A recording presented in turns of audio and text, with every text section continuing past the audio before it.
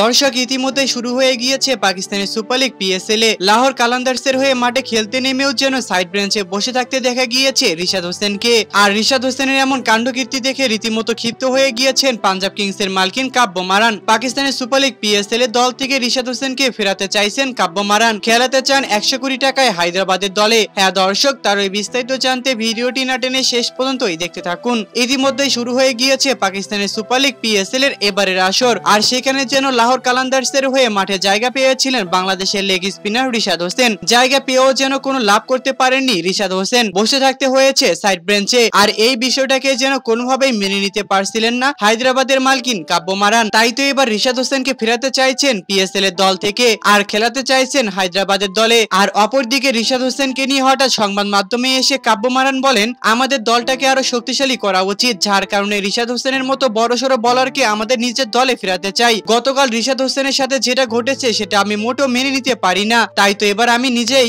100 কোটি টাকা খরচ করে হলেও রিশাদ হোসেনকে হায়দ্রাবাদের দলে ফেরাতে চাই এবং আমাদের নিজের দলটাকে শক্তিশালী করতে চাই। তো দর্শক, রিশাদ হোসেন কি পারবে কাব্য মারানের দল হায়দ্রাবাদের দলে ফিরে নিজের বোলিং এর তাণ্ডবটা চালাতে? তা আপনাদের কাছে কি মনে হয়? অবশ্যই আমাদেরকে এই বিষয়ে কমেন্ট করে জানাতে একদমই ভুলবেন না। ধন্যবাদ।